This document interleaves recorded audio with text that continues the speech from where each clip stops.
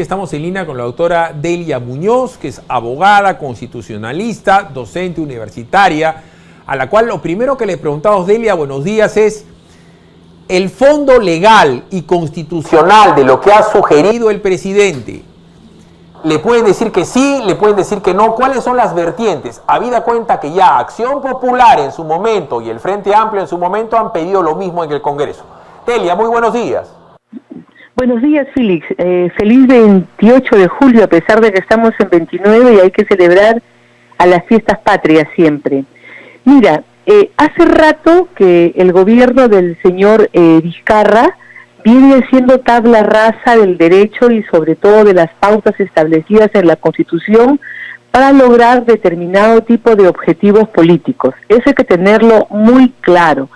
Lo que ha ocurrido ayer es nuevamente una situación de esas en las que, sin medir las consecuencias tanto formales que le exige la Constitución como de fondo, ha lanzado una propuesta, desde mi punto de vista y sin conocer el texto de la misma, pareciera ser que es improcedente. ¿Por qué? Porque, en primer lugar, el mandato constitucional es una cuestión esencial del modelo que tenemos. Y los tribunales constitucionales, tanto los peruanos como los colombianos y ecuatorianos, han establecido que hay una cuestión que se llama las cláusulas pétreas, que son el modelo económico, los plazos máximos de vigencia, que no puede ser objeto de reforma, sino que tienen que deberse a una cuestión que se llama poder constituyente originario.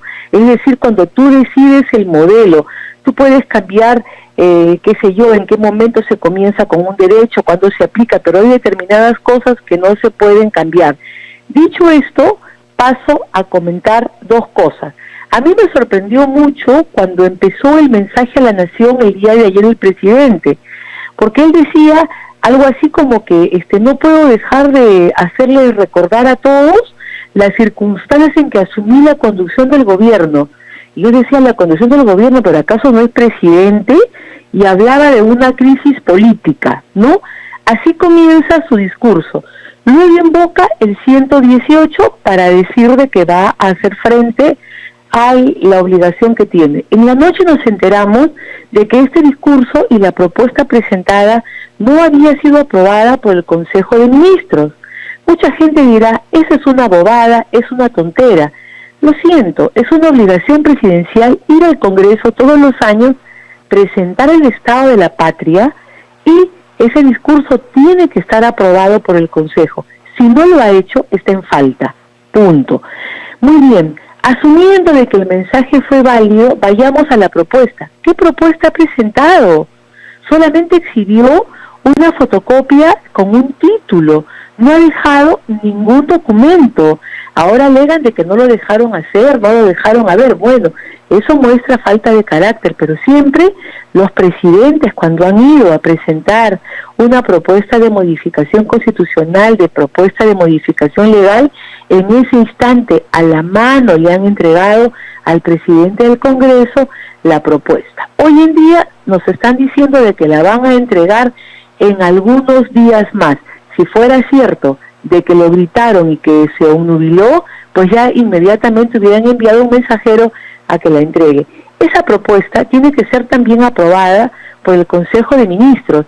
Si el Consejo de Ministros no aprobó el discurso dicho por el Premier, tampoco ha aprobado la propuesta. ¿Qué cosa significa? ¿Que les van a imponer un acuerdo a los ministros? Es así como se manejan las obligaciones constitucionales, no solamente avasallando ya al Congreso, sino también a los ministros. ¿Qué está pasando allí? ¿No? Muy bien, superemos los formales y vayamos al tema de fondo. La propuesta para mí es eminentemente política, porque jurídicamente, con las reformas que ya están aprobadas y que ya han sido promulgadas en el peruano, los plazos para llegar a un proceso electoral no alcanzan, porque hemos establecido un mecanismo completamente diferente de elecciones al que tenemos señalado en la Constitución, que también trae plazos, que también trae obligaciones. Habrían que hacerse otra serie de cambios para poder llegar a un proceso electoral dentro de un año. ¿Y dentro de un año para qué? Para completar el mandato, porque el mandato constitucional es de 5 años. Entonces iríamos a un proceso electoral para completar un mandato de un año, para quedarnos sin presidente y sin Congreso y con entrar con nuevas autoridades solamente para ese periodo.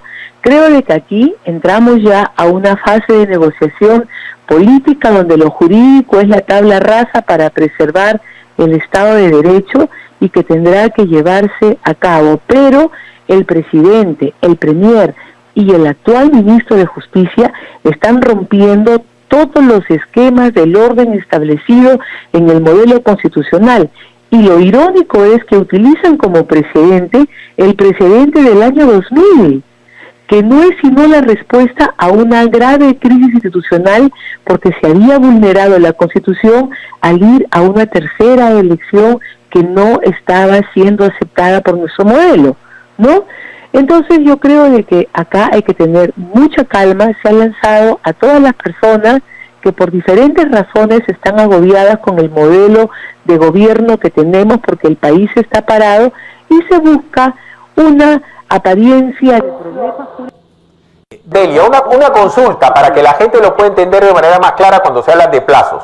En el supuesto que le aprueben esto, porque el Parlamento le podría decir que no le importa este tema, para hablar en términos muy llanos, que lo mandan al archivo, como mandaron al archivo la propuesta de Acción Popular o la del Frente Amplio, y el presidente no podría generar una cuestión de confianza para generar un cambio constitucional, porque hay que cambiar la Constitución y achicar el plazo de 5 años de su mandato y de los congresistas. Pero en el supuesto que lo hagan y que, como tú dices, al caballazo lo quieran hacer, ¿cómo es esto de los plazos? Por dar un ejemplo, si el referéndum lo tendrían que hacer, no sé, rapidito, en octubre, tendrían que haber elecciones primarias en los partidos con organización nacional, organizaciones internas, con voto de los militantes, con vigilancia del Jurado Nacional, pero además tendría que haber listas paritarias y todo eso lo tendría que supervisar el Jurado Nacional de Elecciones para presentar las candidaturas formalmente en enero y después ir a un periodo de tachas. Es decir, eso que para el común de la gente es tan tedioso es parte de la ley electoral.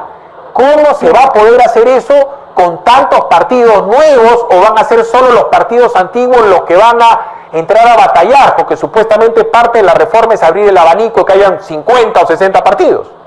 Claro, hay algunas normas, sobre todo las del proceso electoral, que ya están promulgadas y aceptadas. Las nuevas, como la de la paridad, todavía no está ratificada por el presidente de la República y promulgada, ¿no? Entonces solamente nos quedaríamos con que estaríamos modificando el procedimiento para poder ir a una elección.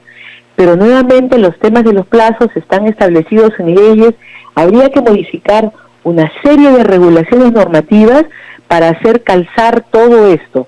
La solución más fácil, si como el presidente lo dijo al inicio de su discurso y lo ratifica al final, que está en una situación de crisis que él no puede manejar, porque él termina su discurso en la misma línea, ¿no?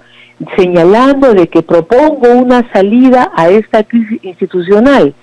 La salida más fácil, si es que él quiere tenerla, es que él presente su renuncia, porque el presidente de la República sí puede renunciar, cosa que no pueden ejecutar los congresistas, porque tienen también un impedimento constitucional que les impide hacerlo.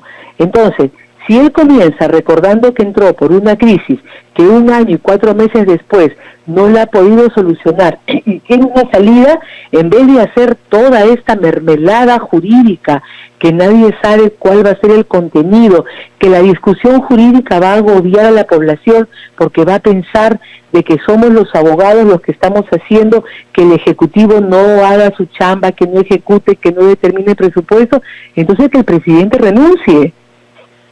Y ahí vamos a una salida completamente política. Perdón, Delia, ¿asumiría Mecha Arauz o renunciaría Mecha Arauz para que Olaechea sea el presidente del Perú, como fue en su momento Paniagua, y convoca a él elecciones? Pero Meche también, una vez que renuncia a Vizcarra, cosa que no creo que pase, se podría quedar hasta el 2021 también. Pero esa sería la salida política a la crisis institucional que el presidente invoca. En vez de llevarnos a una discusión que no va a tener una salida pronta, eficaz y que lo va a hacer y que lo que va a lograr es poner a todo el mundo de mal humor, él sí tiene la carta de la renuncia en la mano, que la ejecute. Ayer lo dijo, que la ejecute. Es más, yo interpretaría su reacción y de todo lo que ha presentado ayer, de que en realidad estamos ante una situación de un gobernante que lo que está planteando es su renuncia porque no puede manejar el país. Entonces, la negociación política va, que renuncie el presidente, renuncia la vicepresidenta, asume quien esté en la presidencia del Congreso y ahí obligatoriamente y de manera automática se convocan elecciones, pero nuevamente tenemos que tener en consideración para qué se convocan elecciones, para un nuevo periodo o solamente para uno de transición. Ahí entra la negociación política, ¿no? Pero esa sería la salida institucional, en las propias palabras del presidente, mejor manejable en términos constitucionales, porque hasta ahora el señor ministro de Justicia lo que está haciendo es rompiendo la Constitución y lo está llevando a él y a los señores ministros a incurrir en faltas que luego se las van a reclamar, porque la acusación constitucional y la denuncia por vulneración a la Constitución no termina con el ejercicio del mandato del poder. Amable, como siempre, muy clara con nosotros la doctora Delia Muñoz. Muy buenos días.